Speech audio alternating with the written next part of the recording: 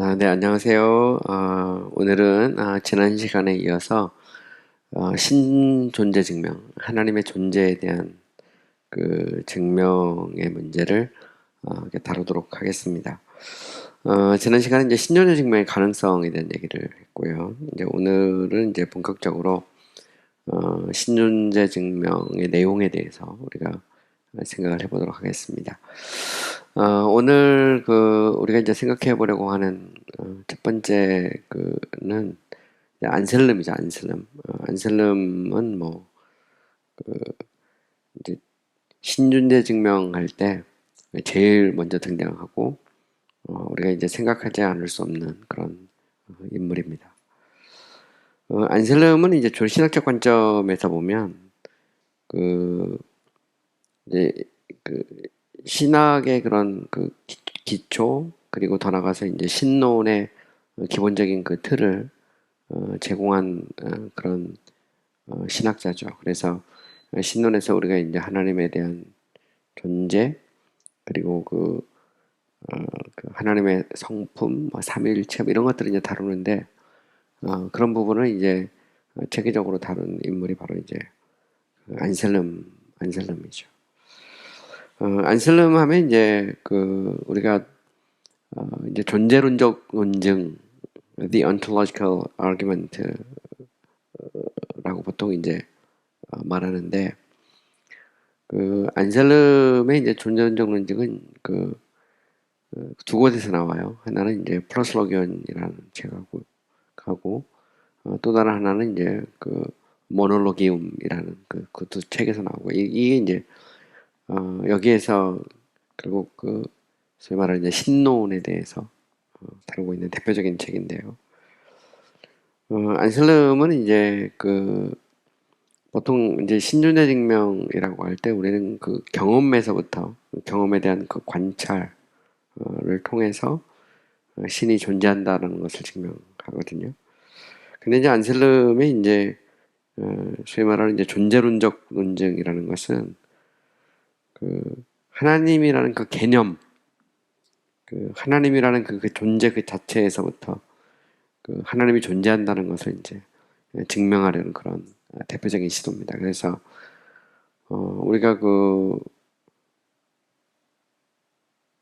사람들을 이렇게 관찰을 해보면 어떤 뭐 민족이 됐든 뭐 혹은 어떤 이 종족이 됐든 누구나 다 이제 신이라고 하는 개념이 있다는 거죠. 뭐 표현은 좀씩 다를 수 있죠. 뭐 독일어로 데우스라고 하고 영어는 God이라고 하고 우리말로 이제 하나님, 신 뭐 보통 이렇게 말하고 이슬람에서는 이제 알라 이렇게 표현하죠. 어쨌든 보면 뭐 이름은 다를 수 있지만 하나님이라고 하는 그 개념은 존재한다는 거예요. 그리고 이제 그 하나님이라고 할 때 그 하나님은 인간이 이제 생각할 수 있는 가장 위대한 존재, 그러니까 더 위대한 존재가 없는 그런 어떤 궁극적인 존재로서의 그 하나님을 사람들이 이제 생각한다는 겁니다. 그 개념이 다 있다는 거예요, 다. 그래서 그거 자체는 신이 없다면 과연 그런 개념이 가능했겠느냐. 이제 이런 식의 이제 추론이죠. 그걸 이제 보다 구체적으로 이제 보면 이제 크게 보면 이제 두 가지 존재론적 논쟁이 있어요. 모놀로기움에 나오는 게 있고 플러스로기움에 나오는 게 있는데 그 중에 제가 한 개만 소개하는데 보면 큰 차이는 없습니다. 큰 차이는 없고요. 뭐 크게 말하면 더 위대할 수 없는 그 신이라는 개념, 그죠? 누구나 다 있는데 어느 종족, 어느 민족, 뭐. 근데 그 개념 자체가 곧 신이 있다라는 걸 증명한다는 이제 그런 얘기죠. 좀 더 세부적으로 보면 첫 번째로 하나님은 더 위대한 존재가 생각될 수 없는 존재이다. 곧 생각할 수 있는 가장 위대한 존재라는 거죠. 그러니까 이게 이제 안셀람이 생각하는 이제 기본적 전제입니다. 근데 이게 누구나 다 신 그러면 하나님 그러면 가장 위대한 존재, 더 위대할 수 없는 더 위대한 존재가 있으면 그게 바로 이제 신인 거죠 보면. 그래서 다 있다는 거예요. 누구나 다 말이죠. 그리고 이제 두 번째는 사람은 이런 하나님에 대한 개념을 마인드, 그죠? 마음에 갖고 있어요. 마음에. 이걸 뭐 지성으로라고도 표현할 수 있고 이성으로라도 표현할 수도 있는데 어쨌든 누구나 사람은 신에 대한 개념을 갖고 있고 그 신은 가장 위대한 존재다. 그죠? 세 번째로 마음의 개념과 실제로 존재하는 존재는 오직 마음의 개념으로 존재하는 존재와 동일한 다른 것들이거나 더 위대한 존재이다. 제게 이제 굉장히 좀 그 표현이 좀 어려울 수 있는데 이 말은 무슨 얘기냐면 그 단순히 이렇게 이 마음으로 마음 속에 있는 그 존재하고요. 그 다음에 또 그 실제로 존재하는 거잖아요. 마음의 가장 위대한 더 위대한 분이 없다는 개념이 있어요, 내 마음속에. 그죠?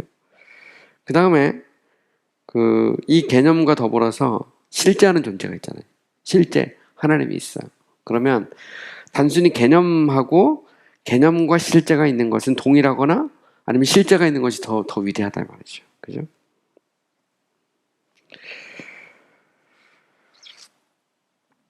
근데 그러므로 이제 만약 하나님이 오직 마음의 개념으로 존재한다면 우리는 하나님보다 더 위대한 존재를 생각할 수 있다.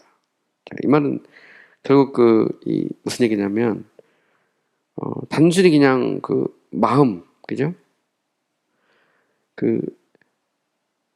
단순한 마음인데 항상 보면 그렇습니다. 그러니까 마음에 있는 하나님이라는 개념과 마음과 실제로 존재하는 그 개념이 있다면 마음과 실제로 존재하는 개념이 더 위대한데 근데 문제는 뭐냐면 우리 마음속에 하나님보다 더 위대한 존재를 생각할 수 없다는 거예요. 그러므로 곧 하나님은 존재한다. 이게 이제 안사람의 존재론적 논증입니다. 어떻게 보면 이게 뭐 말장난하는 것도 같고 되게 어려울 수도 있어요. 근데 아주 간단하게 생각해 보면 그렇습니다. 인간은 누구나 더 위대할 수 없는 어떤 신에 대한 개념을 갖고 있고 그 신은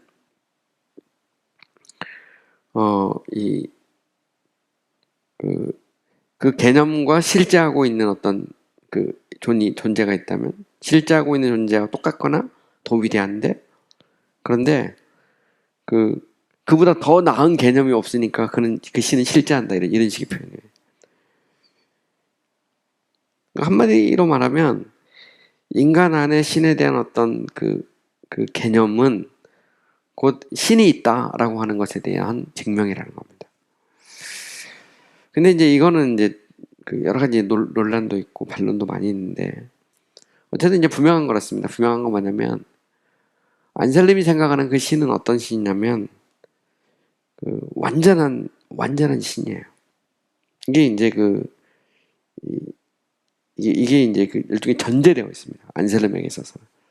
그러니까 더 위대할 수 없는 가장 위대한 그 존재가 있다면 그 존재는 곧 신인데 그 존재는 뭐냐면 정말 더 위대할 수 없는 더 위대한 존재는 존재하지 않는 거거든요. 이런 면에서 그 존재는 완벽한 하나님이죠. 이게 이제 전제되어 있는 겁니다. 여기 대해서 이제 여러 가지 비판이 있어요. 안셀름 당시에 이제 이 고닐로라고 하는 신학자가 이제 안셀름의 존재론의 문제를 이제 비판했어요. 뭐라고 비판했냐면 우리가 그 섬을 예를 들면 섬이라고 할 때 더 클 수 없는 그 섬, 그보다 더 클 수 없는 섬이라는 것. 결국 그 말은 무슨 얘기냐면 완벽한 섬이거든요. 이 섬은. 근데 완벽한 섬이라는 그 개념이 완벽한 섬의 존재를 증명하지 않는다는 겁니다. 이 경우에 완벽함은 존재를 함축하지 않는다는 거죠.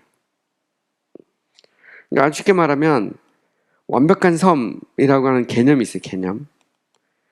이 개념과 이 완벽한 섬이 정말 실제하느냐 이건 다를 수 있다는 겁니다. 개념은 있어요. 개념. 근데 그 개념이 실제하는 것하고 다르다. 이게 이제 고닐로의 비판이죠. 안셀름이 여기에 대해서 이제 반론을 제기합니다. 완벽한 섬의 존재를 부인하는 데는 아무런 모순도 없다. 하지만 하나님의 존재를 부인하는 것은 모순이 있다. 이렇게 생각하죠. 제 말은 무슨 얘기냐면 완벽한 섬이라는 것은 존재하지 않을 수 있어요. 그 자체가. 그거는 그 안셀름의 입장에서 보면 굉장히 피조물에 불과하거든요. 완벽한 섬이라는 게 있지도 않고. 근데 우리가 그 하나님 그러면 그 하나님은 이게 그 하나님 자체가 안셀름에게서는 완벽한 하나님이거든요. 그 하나님은 더 위대할 수 없는, 그러니까 그보다 더 위대한 존재가 존재할 수 없는 그런 분이거든요. 그러면 이 하나님이라는 개념은 단순한 개념이 아니라 실제가 있다라는 걸 증명할 수 있다는 겁니다. 완벽한 섬이라는 그 개념은 완벽한 섬의 존재를, 실제를 증명할 수는 없다는 거죠. 왜? 완벽한 섬은 없으니까, 원래. 그러면 하나님은 어떠냐? 하나님은 존재 안 되는 거죠, 존재. 완벽한 하나님. 그렇기 때문에 하나님이라는 개념 이퀄 하나님이라는 존재가 서로 이게 연결될 수 있다는 말이에요. 동일할 수 있다. 이게 이제 안셀름의 반론이에요, 반론. 여기 대해서 이제 아퀴나스가 이제 그 반론을 또 제기하죠. 이제 아퀴나스는 이제 보통 우리 경험론적 논쟁 이렇게 말하거든요. 이제 아퀴나스의 비판은 그렇습니다. 이제 하나님이라고 할 때 누구나 그 하나님이라는 그 말을 듣고 모든 사람이 더 위대한 존재가 생각될 수 없는 존재, 완벽한 하나님이 있다. 완벽한 하나님을 떠올리지 않는다는 거예요. 어떤 사람은 하나님 그러면 하나님이 아니라 어떤 완벽한 어떤 몸 같은 게 생각날 수도 있다는 거예요. 몸. 그죠?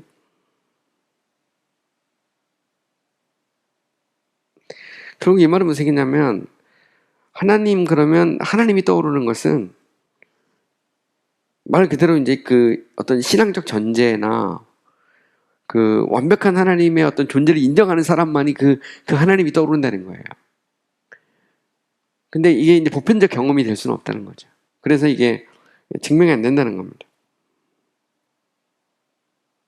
그러니까 그 말은 무슨 얘기냐면 모두가 하나님에 대해 똑같은 이해를 가지고 있더라도 하나님이라는 단어는 그가 실제로 존재한다는 것을 증명하지 않고 오직 정신적으로만 존재한다는 것을 보여준다. 그러니까 완벽한 하나님에 대한 개념은 그 개념 자체가 곧 완벽하게 실제하는 하나님을 증명하는 게 아니라 개념은 개념일 뿐이라는 거예요. 개념이 곧 실제를 증명하지는 않는다 이런 말이죠. 왜냐하면 하나님 그럴 때 완벽한 하나님 그러면 하나님의 모습이 떠오르지 않고 어떤 다른 것이 떠오를 수도 있다는 겁니다. 다른 것이. 근데 여기에 대해서 이제 안셀름이 이렇게 말하죠. 야, 하나님 그러면 하나님 자체가 궁극적 존재, 완전하신 하나님, 더 생각할 수 없는 위대한 존재로 이해하지 못하는 것 자체가 이 자체가 바보, 멍청이다 말이지. 풀 어리석은 자. 이게 이제 이 바보 논쟁이라고 그러거든요. 안셀름 여기 대해서 말하죠. 바보 아니고, 응? 하나님 그러면 다, 응? 더 위대할 수 없는 존재라는 걸 생각하지, 응? 하나님 그러는데 갑자기 무슨 뭐 몸짱에서 몸 생각나고, 뭐 아니면 뭐 하늘에 해, 달, 별 생각나고 그런 게 어딨냐. 한번 돌아다녀 봐라. 하나님 그러면 뭔가 그 위대하고 완벽한, 더 위대할 수 없는 어떤 존재를 다 생각한다, 이 말이에요.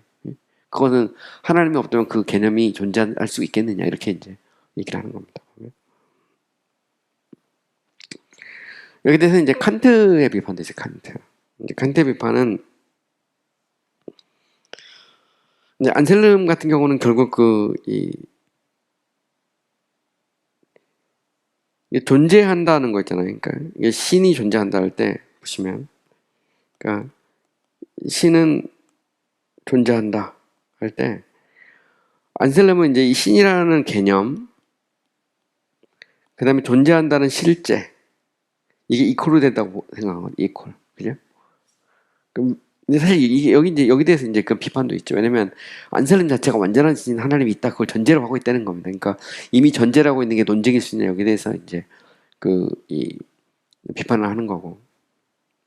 근데 칸트 같은 경우는 뭐 어떻게 하냐면 우리가 그 신은 존재한다고 할 때 문제는 뭐냐면 있다, 이 존재한다라는 이 있다라는 것 자체가 이 있다라는 말은 일종의 서술어입니다. 서술어, 프레디케이트, 서술어, 그죠?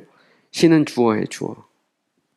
근데 칸트에게 있어서는 무슨 얘기냐면 신이 있다라고 할 때 그 있다라고 하는 것은 신이 정말로 있다는 것에 대한 실제를 보증하는 게 아니라는 겁니다. 신이 있느냐 없느냐는 주어에서 나오는 거예요. 주어에서 신, 그죠? 정말 이 주어에서 나오는 거지 주어의 성격에서 나오지 서술에서 나오는 게 아니라는 거죠.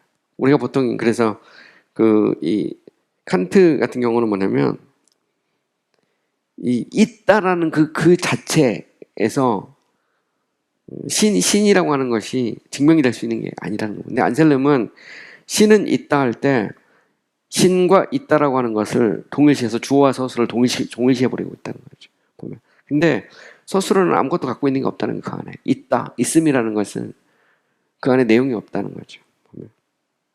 이게 이제 칸트의 이 비판이죠. 여기서 이제 되게 재밌는 게 있어요. 재밌는 게 뭐냐면 그럼 안셀름은 뭐냐 할 때 보세요. 신은 존재한다 할 때 안셀름이 이렇게 말하죠. 신이라고 할 때 이 신은 자기가 말하는 신은 단순히 개념이 아니라는 거예요. 이 신은 개념 플러스 실제를 가지고 있는 신이라는 겁니다. 그렇기 때문에 신이라는 그 개념 자체는 신이라는 실제를 보증한다는 거예요. 그러니까 이미 그럴 때 신이라고 말할 때 그 신이라고 하는 것 속에는 뭐가 들어가 있냐면 단순히 개념을 넘어서 신의 실제를 전제한다는 거죠. 그래서 그 자체가 있음이라고 할 때 그 있다는 것이 공허한 게 아니라는 거예요. 왜? 자기는 실제를 가지고 있는 신이 있다라고 말하는 거기 때문에.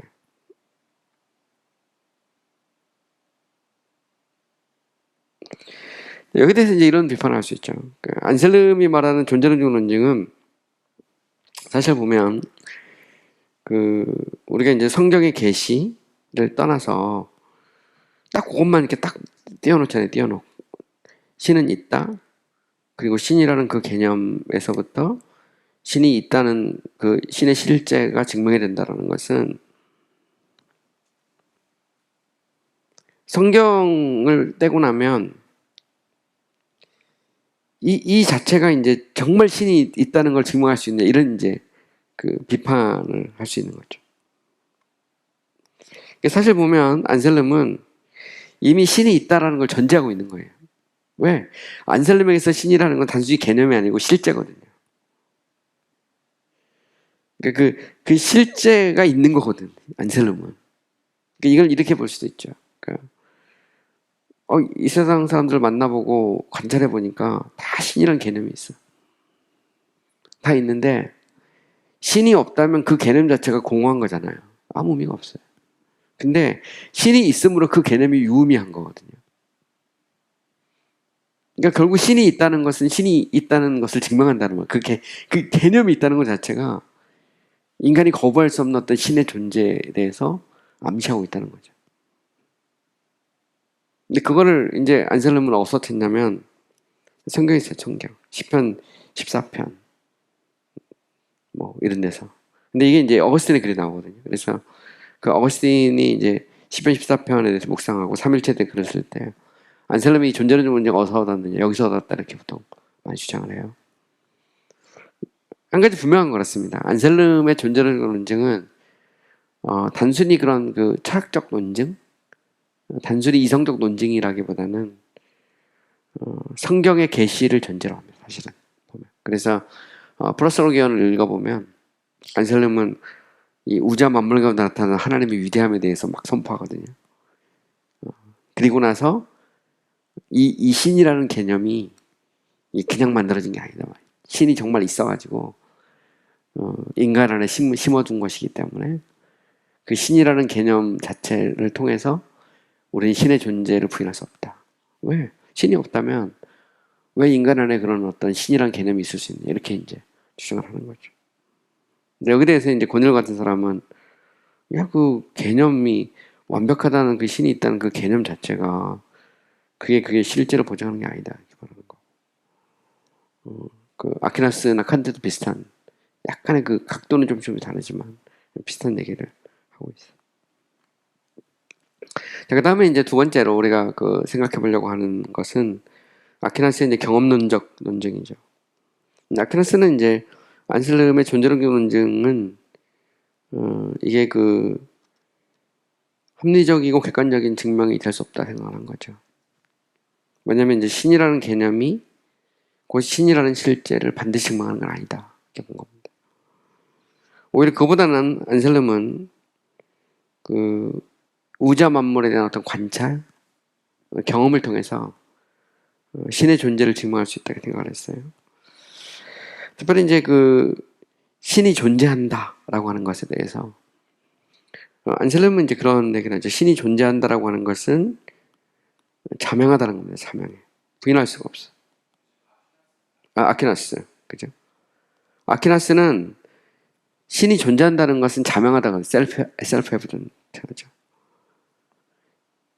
근데 이제 문제는 뭐냐면 인간의 무지 그리고 그 어떤 사단의 역사로 신이 존재한다는 걸 인간이 자꾸 그 부인한다는 거죠.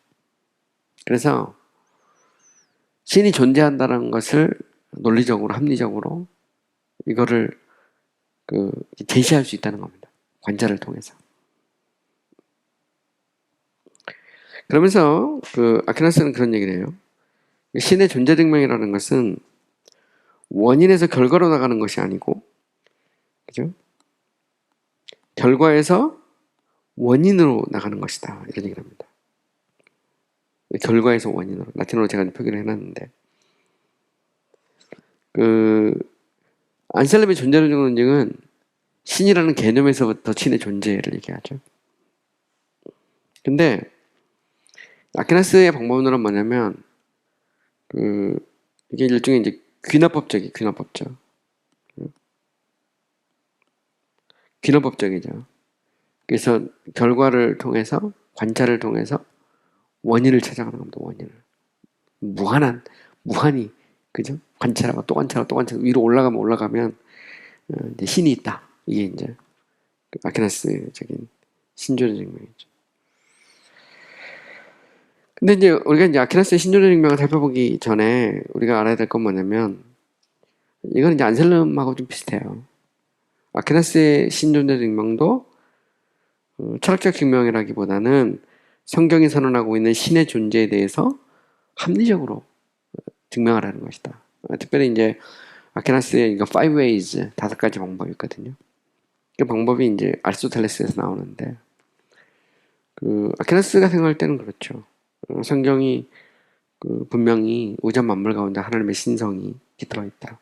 로마서 1장 20절 같은 데 보면 성경이 명확하게 말하고 있는데 그 비록 이방 철학자지만 아리스토텔레스 같은 사람들이 자연에 대한 관찰을 통해서 신이 있을 수밖에 없다는 걸 증명했다는 거예요. 그러면 그걸 가져다가 얼마든지 성경의 기초로 해서 신이 존재한다는 것을 증명할 수 있다는 겁니다. 이제 그게 소위 말하는 이제 아퀴나스의 5 ways의 어떤 논리적 정당성이죠. 그러니까 하나님의 신성이 우주 만물 가운데 깃들어 있어요.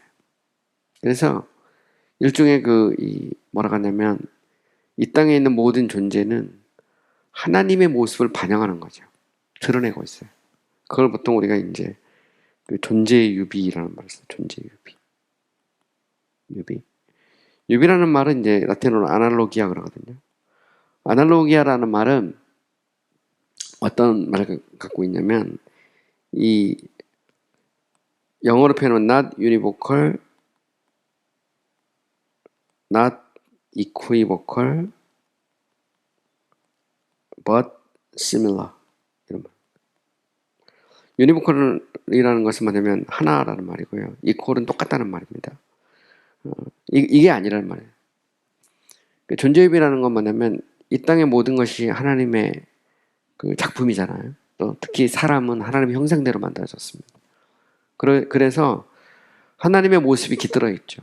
그렇다고 해서 이 피조물이 하나님과 똑같은 것도 아니고 동일한 것도 아니고 하나도 아니고 동일한 것도 아니죠. 그런데 어떤 유사함 같은 것들이 그 속에 들어있다는 겁니다.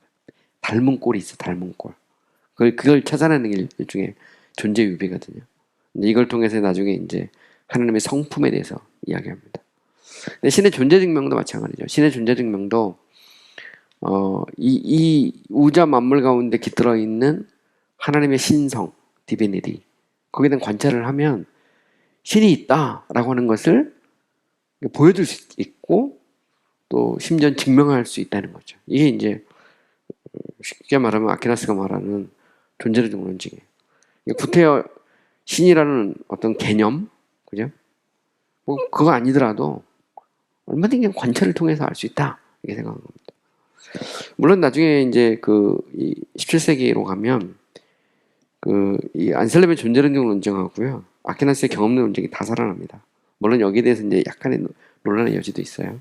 있기는 있는데, 근데 어쨌든 보면 사실 엄밀히 말하면 그 안셀렘의 존재론적 논증이라는 것도 이 땅의 사람들을 다 관찰해 보면 신이란 개념이 있다는 거, 거기도 관찰이 사실 들어 있어요. 그 자체를 아예 그냥 없는 게 아니거든요. 그러니까 신이라는 개념은 누가 갖고 있는? 사람이 갖고 있는 거잖아. 사람이 갖고 있는 거는 결국 그 자체도 이미 관찰이 들어 있는 거거든요. 없는 건 아닙니다. 단지 이제 신이라는 그 개념에서부터 이걸 연역에 의해서 가느냐, 아니면 우주만물에 대한 어떤 결과를 통해서 귀납법적으로 신이라는 개념을 향해서 가느냐, 이제 이 정도의 차이지. 제가 보면. 어쨌든 안셀렘이 이제 존재론적 안셀렘이 자꾸 안셀렘이 이제 존재론적 말고 아퀴나스의 이제 경험론적 논쟁은 크게 이제 5가지가 있어요. 보통 이걸 이제 5 ways라고 보통 말하는데, ways란 말은 이제 라틴어로 비아입니다. 비아라는 건 이제 길이란 말이에요. 길. 흥미로운 것은 이제 아퀴나스는 신의 존재 증명, 영어로 프루프, 이 증명이란 말을 안 써요. 안 쓰고 길이라는 말을 쓰죠. 이 말은 안셀렘은 여기에서 신이 존재한다라고 하는 것을 증명하려고 하는 의도가 아니에요. 그보다는 오히려 보여주려는 겁니다. 보여줘요. 신이 있을 수밖에 없다 라는 것을 일종의 안내하는 거예요. 안내하는 거죠. 첫 번째 원리는 뭐냐면 이제 움직임으로부터의 논쟁 이런 거죠. 움직임, 무브먼트. 이거는 이제 아퀴나스는 가장 분명한 방법이라고 말하고요. 이거는 그냥 단순히 그냥 이 첫 번째가 아니라 모든 신의 존재에 대해서 증명하는 첫 번째 방법이에요. 이 자체가 가장 중요한 근본적인 원리죠. 아퀴나스가 생각할 때는 모든 것은요, 이게 가만히 있는 게 아니고 이게 움직이는데, 이 모든 움직이는 것은 뭔가 그 움직이는 것에 의해서 움직여집니다. 가만히 있는 게 아니죠. 예를 들어서 이런 펜 같은 것도 가만히 있는 건 아니에요. 이 자체가 이제 닳기도 하고 색이 변색도 되고, 그 말은 뭔가 움직인다는 말입니다. 가령 예를 들어 이 탁자 같은 경우도 가만히 있는 건 아니에요. 이 탁자가 때로 어떤 물리적인 힘에 의해서 옮겨지기도 하고, 또 얘도 지금 뭐 색도 바라고 또 닳기도 하고 그렇잖아요, 보면. 결국 모든 이 존재는 관찰을 해보면 어떤 것이든 이게 움직이는 것은 다 움직이게 하는 뭐가 있어요. 이거를 이제 조금 더 좀 심도 있게 얘기하면 움직임이라고 하는 것은 잠재성에서부터 활동성으로 나가는 것이기 때문이다. 이 말은 무슨 얘기냐면, 이게 이제 아리스토텔레스의 형이상학에서 나옵니다. 형이상학에서. 아리스토텔레스에 따르면 모든 존재는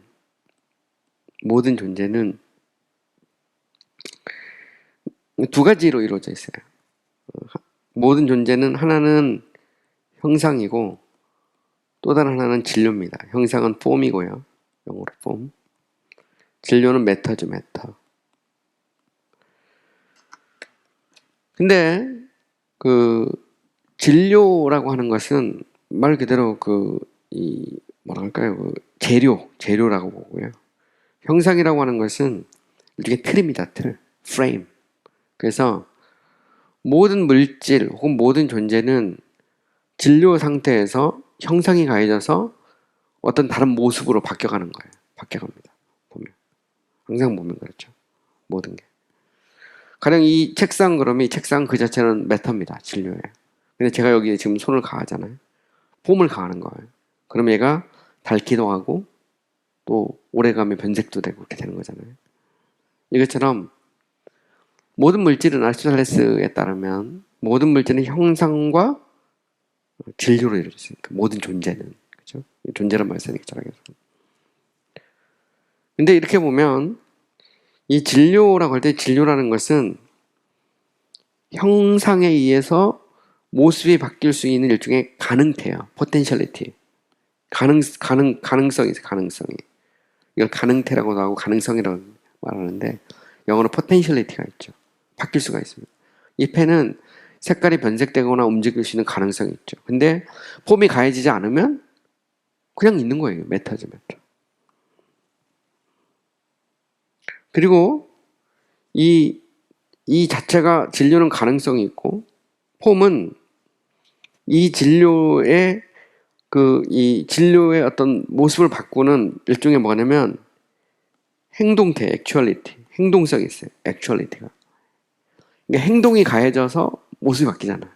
그죠? 그래서 폼이라고 하는 것은 형상은 액츄얼리티를 띈다면 진료라는 것은 포텐셜리티를 갖고 있어요. 근데 움직임이라는 건 결국 뭐냐면 포텐셜리티에서부터 액츄얼리티로 가는 겁니다. 액츄얼리티로. 보시면. 그래서 잠재성이 액츄얼리티로 가는 거죠. 그래서 결국 진료의 형상이 가해져서 뭐가 만들어지는 거예요. 그런데 이때 모든 움직임을 우리가 이렇게 자꾸 이렇게 관찰을 해보잖아요. 관찰을 해보면 어떤 것이 움직이기 위해서는 반드시 어떤 힘이 가야 되잖아요. 그러니까 진료가 또 다른 뭔가 진료가 되려면 형상이 가해져야 되거든요.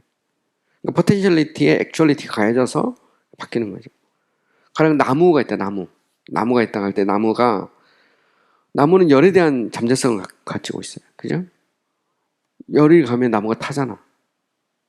일종의 인화가 될 수 있는 잠재성을 갖고 있거든요.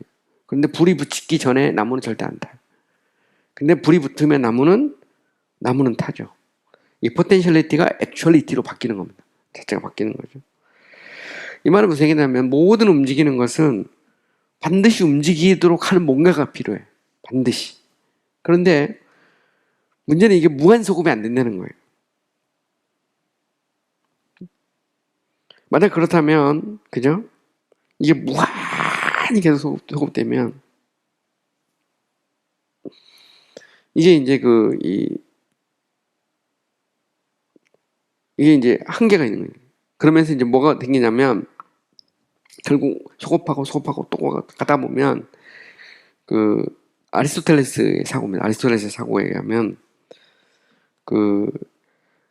처음으로, 그죠? 가장 원천으로 가면, 자신은 움직여지지 않으면서 다른 것을 움직이는 뭔가가 있단 말이에요. 그게 이제 소위 말하는 이제 부등의 동자라는 unmoved mover죠.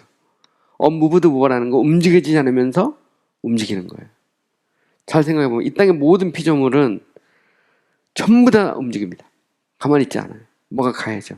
우주에 있는 헨리 행성이 됐든 해가 됐든 달이 됐든 별이 됐든 나무가 됐든 이 땅에 무엇이 됐든 다 보면 다 움직이기 위해서는 또 다른 존재를 필요로 해요. 그런데 이 땅에 보니까 움직여지지 않으면서 움직이는 그 원인으로서의 뭔가가 있다 이 말이죠. 만약 그게 있다면 그분은 뭐냐? 그분은 바로 하나님이라는 겁니다. 자기는 움직여지지 않으면서 움직이는 그분. 이게 이제 결국 무슨 얘기냐면 나중에 가면 이게 이제 완전하신 하나님하고 맞물려 완전하신. 우리가 하나님을 완벽하다고 하잖아요. 퍼펙트. 그죠? 이제 나중에 이제 신의 속성에서 이야기할 때 나오는데 사실 안셀름도 신의 완전성을 전제하고 있는 거거든요. 근데 아퀴나스 같아요. 아리스토텔레스는 이런 얘기를 했습니다. unmoved mover 할 때 unmoved mover는 이론적으로만 존재하는 거예요. 그런 건 없어요. 만약에 있다면 그게 신이라고 그랬거든요. 근데 아퀴나스는 그게 바로 기독교가 말하는 신이다 이렇게 말하는 거예요. 보면 아퀴나스가 생각할 때 아리스토텔레스 이론을 받아들여가지고 아리스토텔레스가 여기까지 추론을 했는데 unmoved mover가 있다면 그분은 누구냐? 하나님이라는 거죠. 왜? 하나님은 완전하신 하나님. 완전하지 않으면 자신이 움직이기 위해서 또 다른 뭔가를 필요로 해야 돼. 이 말은 하나님이 진료가 돼. 하나님이 진료가. 메터. 메터는 가능성을 갖기 때문에 완전하진 않아요. 폼이 있어야 돼. 이 말은 결국 하나님은 형상 그 자체라는 얘기로 와요. 하나님의 형상 그 자체. 이게 이제 나중에 가면 뭐하고 맞물리냐면 The Simplicity of God이라고 해서 하나님의 단순성이라는 개념하고 맞물립니다. 이거는 교부 시대부터 계속 있었던 거예요. 이 말은 결국 서구신학이라는 것은 아리스토텔레스의 형이상학이 바닥에 깔려 있다는 걸 의미하는 거거든요. 그리고 그것을 이제 신학화 작업한 거고 거기에 대해서 이걸 논리적으로 체계화시킨 대표적인 인물이 이제 토마스 아퀴나스죠. 아퀴나스는 이제 신존재 증명에서 첫 번째 증명에서 바로 요 문제를 다루고 있어요. unmoved mover. 근데 unmoved mover라는 것은 단순히 신존재 증명으로 끝나지 않습니다. 이거는 신의 본성에 대한 물음하고 같이 맞물려 있어요. 왜냐하면 결국 그 부동의 동자라고 할 때 이 부동의 동자는 완전하신 신이 아니면 가질 수 없는 거거든요. 그리고 만약 신이 이게 이제 형상이잖아요. 심플 액트가 아니잖아요. 심플 액츄얼리티가 아니고 포텐셜리티를 갖잖아요. 진료를 가지면 신은 완전하지 않습니다. 절대로. 영향을 받아야 돼. 그러니까 주권적인 하나님이 안 돼. 나중에 가면 그래서 우리가 하나님의 주권이라고 말할 때 그게 그 심플리시티 오버 가다고 하나님의 존재 개념이 같이 맞물립니다. 신학에서. 굉장히 이제 심오하기도 하고 이제 서구 신학의 이제 정수가 사실 여기서 나오죠. 되게 재밌는 것은 이제 몰트만이나 이제 관념신학자들은 신의 완전성을 인정하지 않죠. 완전하지 않다고 생각하죠. 신은 만들어가는 하나님이거든요. 근데 몰트만은 그런 얘기를 합니다. 고전적 신과는 이제 그 동적인 하나님이 아니라 정적인 하나님입니다. 그리고 그것은 이제 그리스 철학에서 빌려왔다고 말하거든요. 근데 이 주장을 우리가 좀 생각을 해봐야 됩니다. 왜냐하면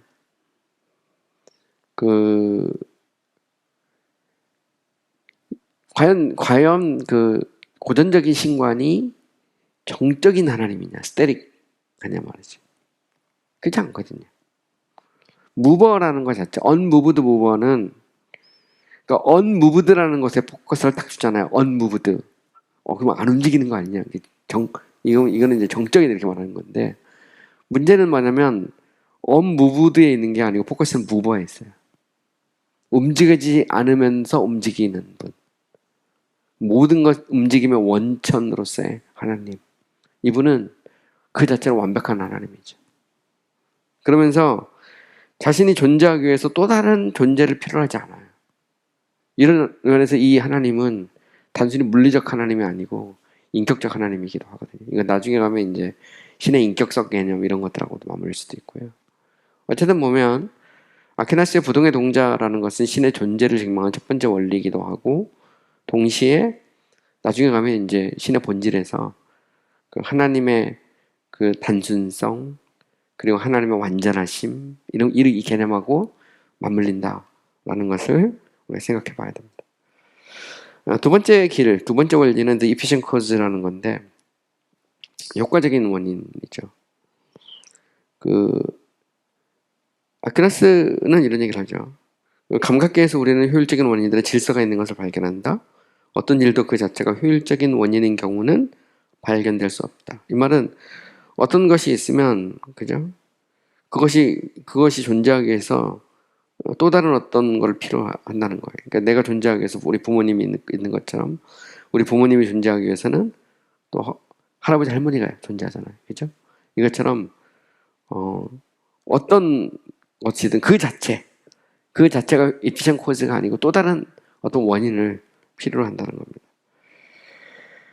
그러니까 그 말은 결국 만약에 내가 efficient cause라면 내가 먼저 존재해야 되는데 그건 아니라는 거죠. 그건 있을 수 없다는 거죠. 왜냐하면 내가 존재하기 전에 뭔가 이전에 존재했거든요. 뭔가 있었어요. 그죠? 그러니까 사람이 존재하기 전에 자연이 있었고, 그러면 자연은 영원한 것인가? 그게 아니고 자연이 존재하기 전에 뭔가가 있었을 거라는 거죠. 이제 그분이 이제 곧 신인데, 잘 보면. 그래서 이제 무한소금은 안 되는 거죠. 왜냐하면 모든 효율적 원인들에는 질서가 있기 때문이죠. 첫 번째 원인은 중간적 원인의 원인이고, 중간적인 것은 궁극적 원인이 되죠. 이 말은 무슨 얘기냐면 원인의 원인을 올라가면 결국 궁극적 원인을 만날 수밖에 없다는 겁니다. 그래서 결국은 첫 번째 원인, 그죠? The first cause. 그죠? 물론 그 사이에 여러 가지 원인이 있을 수 있죠. 순간적인. 그런데 결국 보면 우리는 첫 번째 원인을 만나게 될 수밖에 없다는 거죠. 그분이 있다면 그분은 뭐냐? 신이라는 거죠. 신. 그죠? 그래서 결국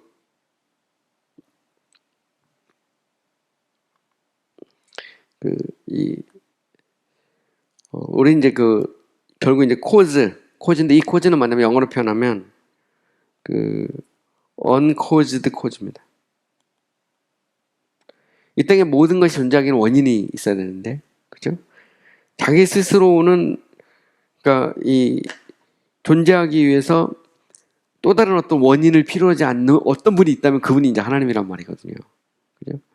첫 번째는 이제 움직임이고, 모든 것이 다 움직이게 또 다른 움직이게 하는 게 필요한데, 움직여지지 않으면서 움직이는 분이 있으면 그분이 신이란 말이고, 두 번째는, 궁극적 원인.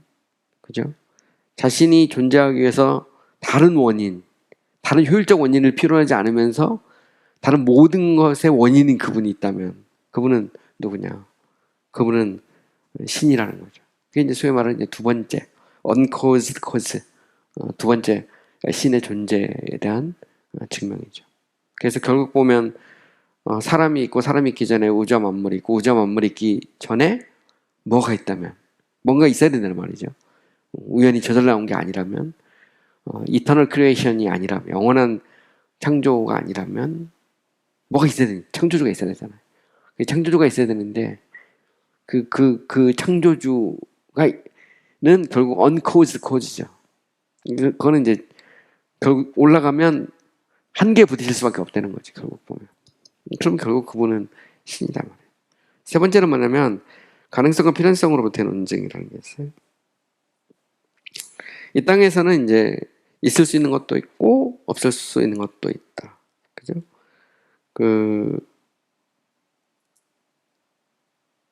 이 땅에 있는 것은 이제 생성되고 성장하고 다 소멸되죠.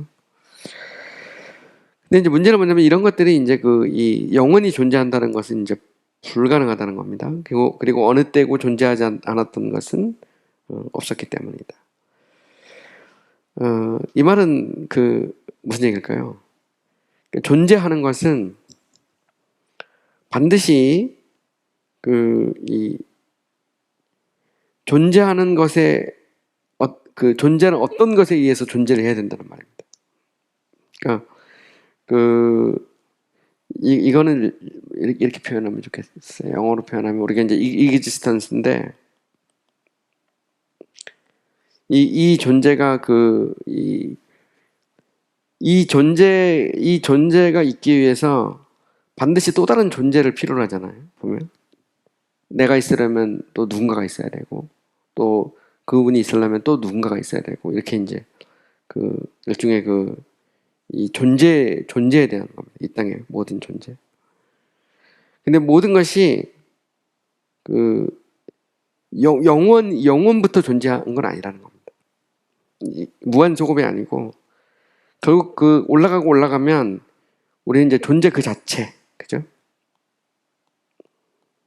존재 그 자체를 발견하게 되는데 그분은 이제 결국 이제 신일 수밖에 없는 거죠. 이제 이게 이제 아퀴나스의 이제 세 번째 증명입니다. 그래서 결국 모든 존재는 존재하기 위해서 또 다른 존재를 필요로 하고, 그죠? 존재가 가능하려면 반드시 또 다른 존재가 있어야 되거든요. 그런 면에서 보면 그 존재에서 존재를 올라가다 보면 결국 우리는 어느 시점에서 궁극적 존재인 하나님을 발견하게 된다, 이런 말이에요.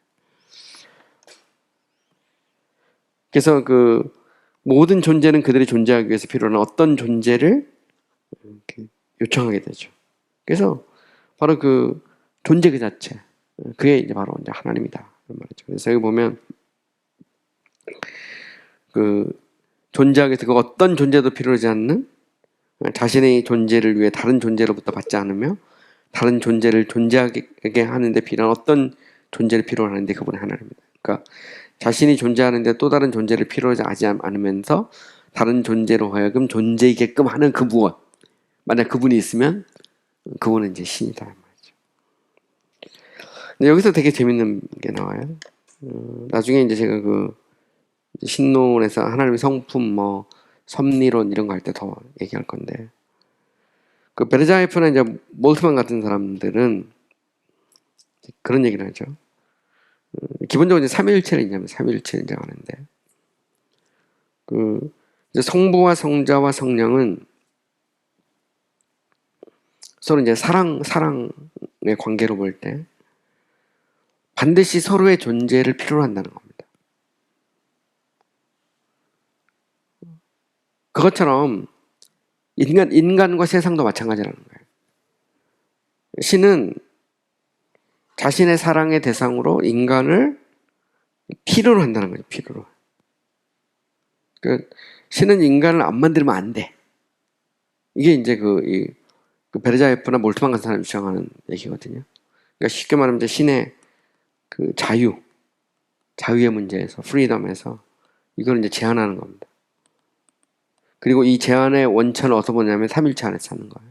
삼일체 안에서 성부와 성자와 성령은 서로를 사랑하고 사랑하지 않을 수 없고 서로의 존재를 필요로 하는 것처럼 그 신은 사랑의 대상으로 인간의 존재를 필요로 한다.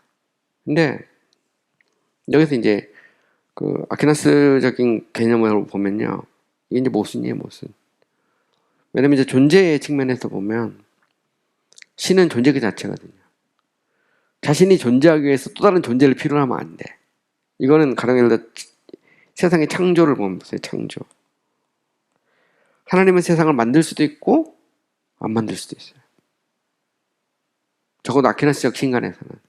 왜냐하면 신은 그 자체가 궁극적 존재거든요. The ultimate existence. 궁극적 존재고 자신이 존재하기 위해서 또 다른 존재를 필요로 하지 않아.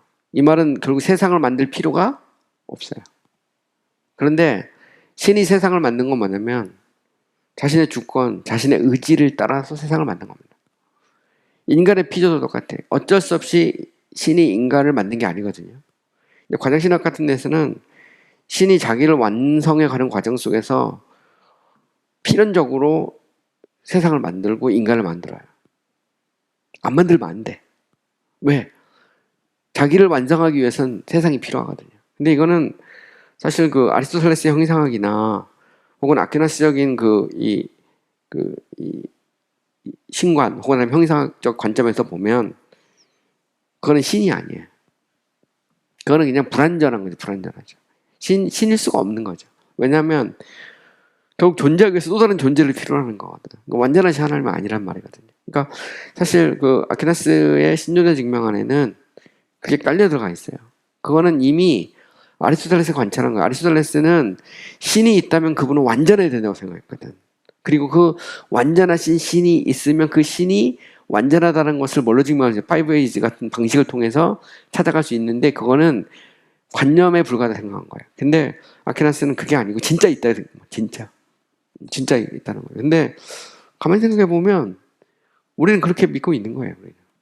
이미 우리가 갖고 있는 신과는 완전하신 하나님을 전제로 하고 있는 거죠. 보면. 그러니까 신은 부등의 동자고 제1원이 the first cause고 그리고 그 이 필요성 그 자체, 존재 그 자체. 이제 이 자체가 완전하지 않으면 이 개념이 성립이 안 돼요. 부등의 동자 혹은 아니면 the first efficient cause 그 다음에 the ultimate existence로서의 어떤 신의 모습 이거는 불가능하죠. 근데 이것이 이제 들어있는 겁니다. 그래서 사실 아퀴나스의 신존의 증명은 우리가 그 신학을 구성할 때 그냥 무조건 그냥 이거는 그냥 이성적이니까 빼버리잖아요. 그러면 그 뒤부터 논의가 안 돼. 굉장히 중요한 그 이 사고가 이 속에 깔려 들어야 있어요. 보면 자체가 이미 이 속에서 아퀴나스는 신은 완전하다는 사실을 인정하고 있는 겁니다. 이런 면에서 보면 그 철학하고 좀 다르죠. 달라요. 다를 수밖에 없어요. 왜냐하면 이미 그 안셀름에게서도 신존의 증명이라는 것도 그게 난 알기 위해 믿는다는 그래도 인텔리감이거든요. 아케나스 똑같아요. 프레암블라 피데이에서 나는 믿음으로 미리 걷는다는 거거든요. 하나님의 말씀을 기초로 볼 때 하나님이 완전하신 하나님이고 그 완전하신 하나님이 모든 우주 만물 가운데 자기를 보이신 거예요. 아퀴나스 안셀름이 볼 때는 신이라는 개념 딱 보니까 없는 게 없는데 야 벌써 개념 그러면 벌써 그 안엔 더 위대한 신이 없다. 그걸 이미 네가 실제를 존재하고 있는 건 이렇게 딱 생각한 거고 그게 존재론적 논쟁이고 아퀴나스가 생각할 때는 야 자연을 관찰해봐라. 다 소급해서 가면 무한 소급은 안 되고 결국 뭔가가 나올 거 아니냐 말이지. 이 세상이 영원하지 않다면 그러면 결국 그분은 누구냐 말이지. 인과율의 그런 측면이나 운동의 문제나 가능성과 필연성의 문제로 보면 결국 신이 있을 수밖에 없고 그분은 하나님이다 이렇게 말한 거죠. 네 번째는 소위 말하는 점진성의 원리라는 게 있어요. 점진성, 그라데이션이라고 해서 존재들을 관찰하면 존재는 좀 더, 좀 덜, 그죠? 가령 뭐 선하다 할 때는 좀 덜 선한 것이 있고 좀 더 선한 것이 있어요. 진실하다 그러면 좀 더 진실한 게 있고 좀 덜 진실한 게 있고 귀하다 그러면 좀 더 귀한 게 있고 좀 덜 귀한 게 있어요. 그렇다면 문제는 뭐냐면 선, 진실, 귀함 할 때 그 절대적 기준이 없잖아요. 진리 그 자체, 선 그 자체, 그죠? 귀함 그 자체가 없으면 그러면 더 덜 이렇게 말할 수가 없다는 겁니다. 이런 그레데이션 자체가 이게 무의미하다는 거죠. 무의미하다는 거예요. 그러니까 최선의 것, 그죠? 그래서 보면 이 가장 뜨거운 것, 가장 선한 것, 가장 진실한 것, 가장 귀한 것 이게 이제 존재할 수 있는데 결국 그분이 만약에 있다면 그런 게 있다면 이제 그분은 하나님이다 말이죠.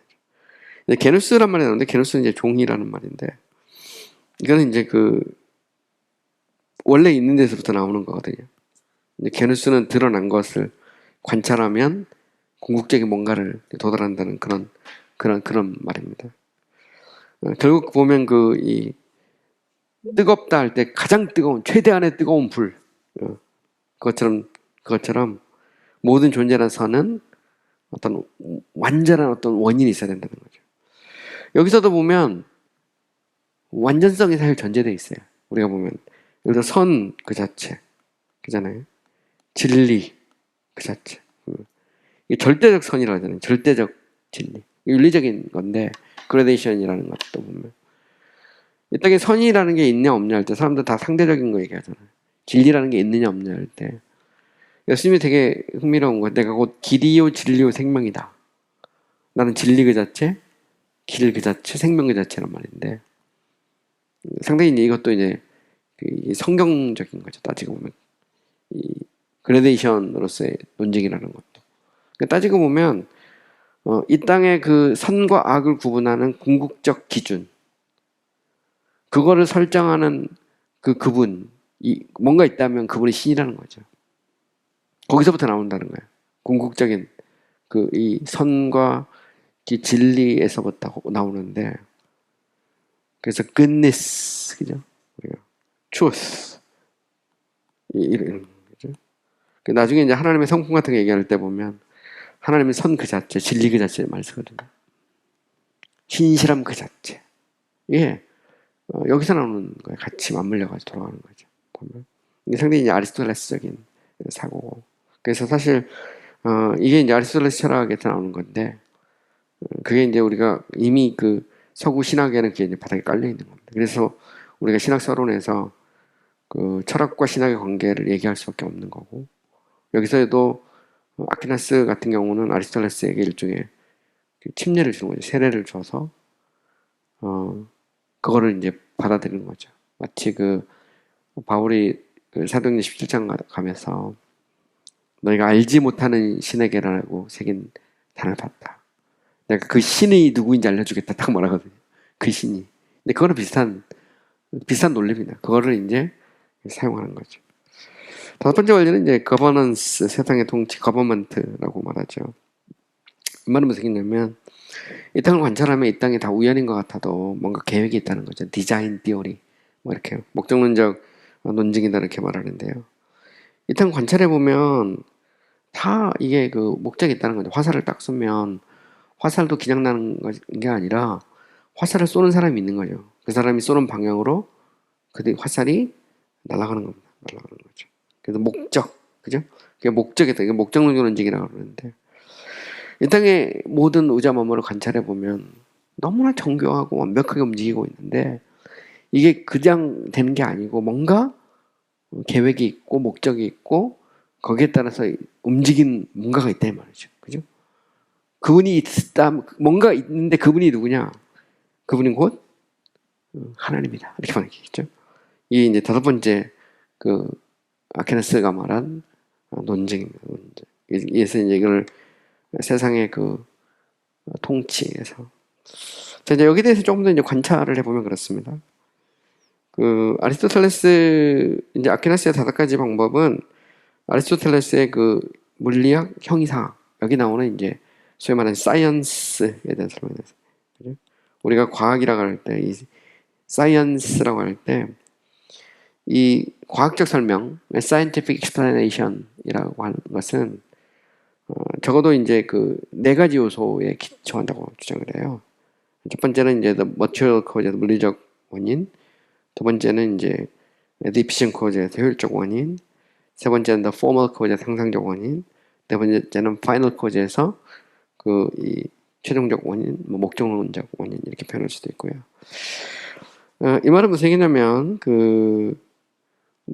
이 우리가 이렇게 자연을 관찰해 보면 항상 그 물질 혹은 존재는 물리적 요소가 있죠. 그 진료적 요소, 그 잠재태로서의 어떤 진리적 요소가 있다는 거죠. 가령 아기 같은 경우는 어린이 될 수 있는 잠재성을 갖고 있고, 그죠? 이게 이제 잠재되어 있다는 겁니다. 일종의 포텐셜리티 자체.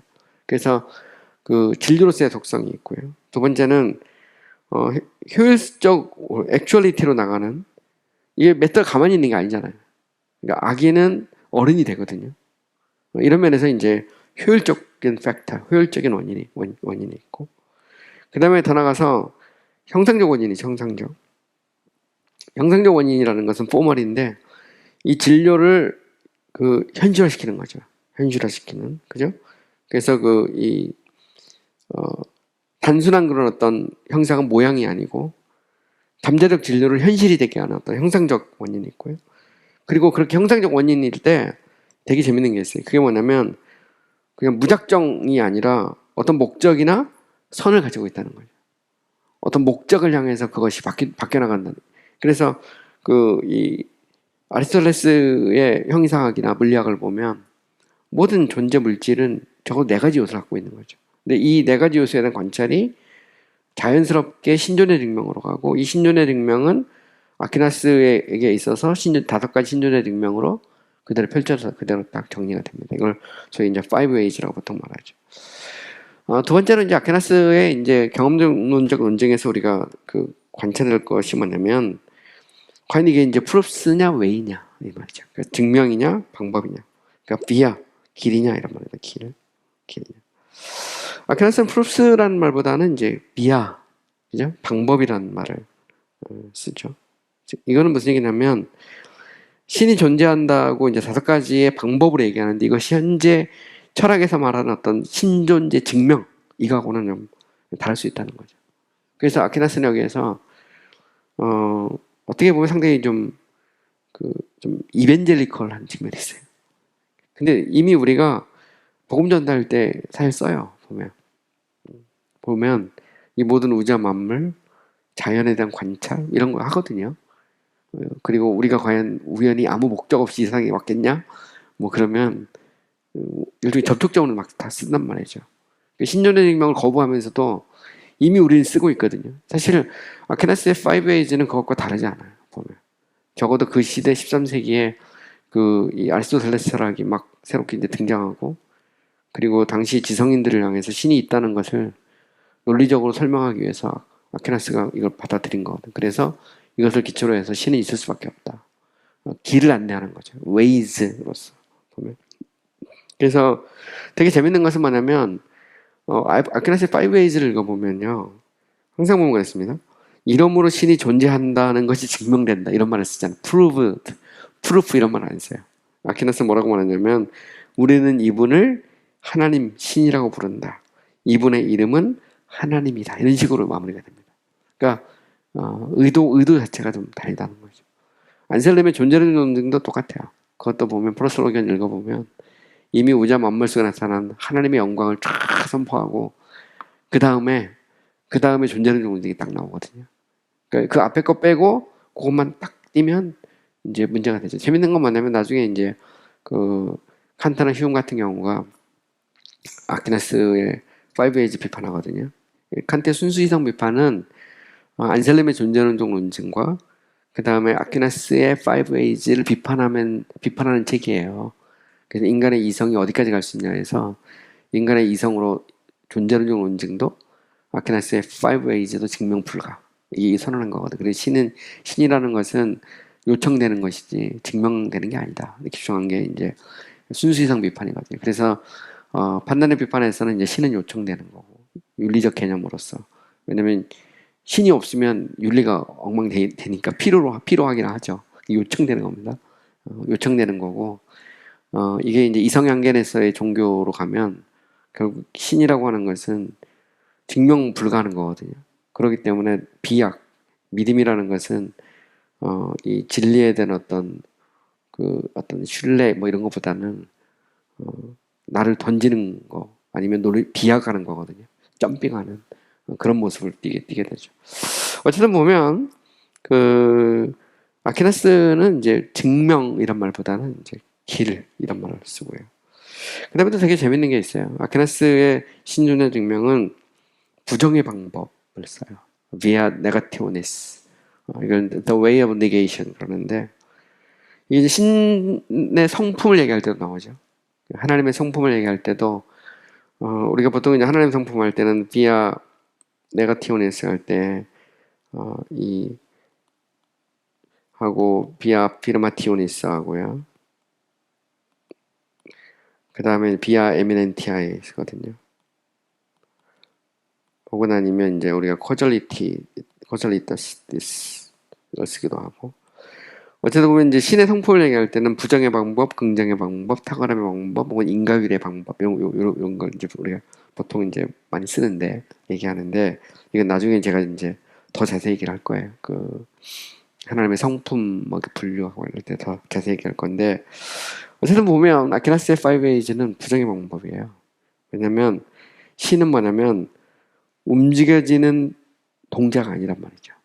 Not moved mover. 그러니까 만약에 신이 뭔가에 의해서 또 움직여지면 신은 완전하지 않아요. 불완전하거든요. 왜냐면 그걸 뭔가를 필요로 하잖아요. 그러면 잠재태가 되기 때문에 신 자체가 안 되고 그래서 신은 형상 자체가 되는 거예요. 이건 나중에 가면 하나님의 영이라고 하는 스피리추얼리티 개념하고 또 맞물립니다. 이거는 굉장히 재미난 얘기고요. 또 신은 uncaused cause죠. 이 자체가 부정의 방법이에요. 신이 존재하기 또 다른 존재가 있으면 안 돼. 그러니까 신은 원인이 또 다른 원인이 있으면 안 되거든요. 존재 그 자체도 마찬가지고. 그러니까 신은 필연지성 그 자체지 만약에 신이 가능성이 존재하기 위해서 또 다른 존재를 필요로 해버리면 신은 완전하지 않은 존재, 불완전한 존재가 되거든요. 이 자체가 다 부정의 방법이에요. 보면 그러니까 아퀴나스의 이 방법은 부정의 방법이지. 이건 뭘 의미하냐면 하나님과 인간의 어떤 그 무한한 차이를 전제로 하고 있어요. 근데 이건 나중에 가면 이제 스코투스 같은 경우가 이제 또 비판할 때 보면 유명론에서는 아퀴나스의 존재 유비가 이게 이제 너무 그 이성적이다 이렇게 비판하거든요. 그래서 신의 무한성, 초월성을 약화시켰다 이렇게 이제 비판하는데 그거는 이제 또 생각을 해봐야죠. 과연 그것이 얼마나 맞는가 생각을 해봐야 되는데 어쨌든 보면 아퀴나스의 5에이즈는 부정의 방법이고 이거는 이제 신의 존재, 성품을 얘기할 때 같이 이렇게 맞물려 쫙 들어간다는 걸 알면 도움이 되고요.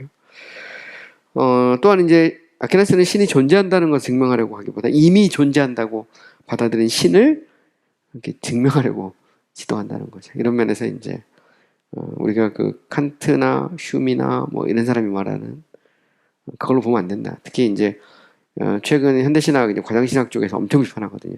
비판할 때 그 이유 중에 하나가 뭐냐면 아퀴나스의 신과는 그리스 철학적 신관이라는 겁니다. 성경적 신관이 아니고 성경의 신관은 오히려 동적이고 자기를 제한하고 이렇게 말하거든요. 근데 사실 보면 아퀴나스가 아리스토텔레스를 받아들여서 신의 어떤 분이다를 얘기할 때 이미 아퀴나스의 머릿속에는 신의 완전성이 전제가 돼 있는 거예요. 그거를 놓치면 그러면 이제 우리가 현대신학을 방어할 방법이 별로 없어져요. 근데 사실 아퀴나스 자체가 이미 신의 완전성이 전제가 돼 있기 때문에 이제 아리스토텔레스의 그 방법을 채용하는 거죠. 채용하면서 아리스토텔레스가 인정하지 않을 때까지 나가는 겁니다. 아리스토텔레스는 그런 신은 없다고 생각했거든요. 있으면 이런 분인데 이런 거는 있을 수 있느냐에 대해서 퀘스천을 달았을 때 아퀴나스는 아니다, 있다. 이분은 성경책 보면 알 수 있다고 말하는 성경 보면. 그죠?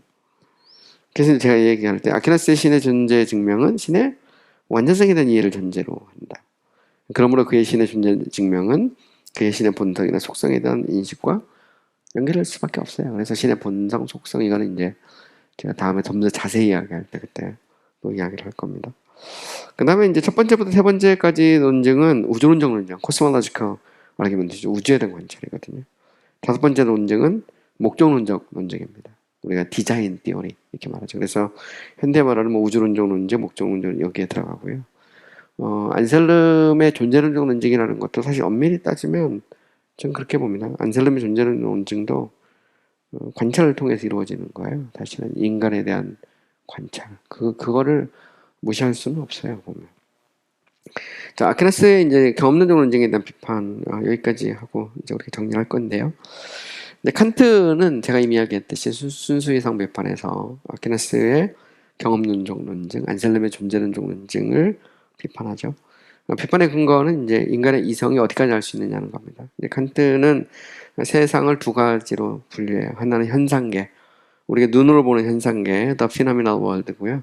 또 다른 하나는 칸트의 누메나라고 해서 이상계로 구분합니다. 이상계. 그런데 문제는 인간의 이성은 현상계에 대해서 알 수 있지만 인간의 이성은 이상계에 대해서는 알 수가 없다는 거죠. 심지어 세상도 그래요. 이게 존재론적 논증이라는 게 세상에 대한 관찰인데 세상 그 자체는 칸트가 생각할 때는 이게 알 수가 없어요. 왜냐면 궁극적 세상은 이상계에 속한다고 봤거든요. 그러니까 이거는 인간의 이성으로 알 수 있는 게 아닙니다. 그러니까 인간의 이성에는 쉽게 말하면 이제 그 범주표 12개 범주표가 있는데 신이라는 것도 마찬가지죠. 뭐 그 영혼, 불멸, 세상 이런 것도 범주표가 있는데 문제는 이 범주표와 이 세상이 딱 일치될 때 여기서부터 이제 쉽게 말하면 이제 진리가 파생이 되거든요. 근데 문제는 뭐냐면 신이라든가 세상이라는 것은 이게 현상계가 아니라 누메나에 속하는 거예요. 그러니까 인간의 이성으로 안 잡혀. 그러니까 이제 증명 불가. 이게 이제 증명. 그래서 그건 알 수 있는 게 아닌 거를 우주 만물 백날 관찰해봐야 그 속에서 신 못 발견한다는 거죠. 그거는 현상계에 불과해요. 현상계. 신이라는 것은 이상계인데 그 이상계는 있을 수도 있고 없을 수도 있죠. 그건 몰라. 왜? 어차피 인간의 이성 밖에 있는 거거든요. 근데 이제 이게 재밌죠. 결국 안셀름이 됐든 아퀴나스가 됐든 그들의 신존의 증명이라는 건 뭐냐면 신은 인간의 쉽게 말하면 현상계로 들어온다는 거예요. 그 현상계에 대한 관찰을 통해서 인간은 신에 대해서 거부할 수 없다는 겁니다. 그리고 하나님은 거기에 대해 책임을 묻는 거거든요. 여기서 이제 엄청난 차이가 있는 거죠. 그러니까 성경이 말하는 그 계시의 하나님, 그 하나님은 현상계 속으로 들어오는데 칸트에게 있어서의 신은 현상계 속으로 안 잡혀요. 인간의 이성으로. 그게 이제 칸트의 비판 중에 하나죠. 흉도 마찬가지예요. 흉은 이제 보통 경험론 이렇게 말하잖아요. 경험론이라고 말하는데 흉에 있어서는 소위 말하는 인과관계죠. 인과관계. 결국 아퀴나스에게 있어서의 신존의 증명은 말 그대로 언코즈드 코즈잖아요. 인과관계잖아요. 반드시 결과가 있으면 원인이 있다는 거거든요. 근데 휴문 생각할 때 이 자연을 관찰하면 이게 인과관계라는 것이 반드시 연결이 되는 건 아니다. 이 말은 원인이 없는 결과, 원인을 알 수 없는 결과도 얼마든지 있을 수 있다는 겁니다. 보면. 인간 세상이라는 게 신이 꼭 있어야 되느냐. 그걸 어떻게 아냐 말이지.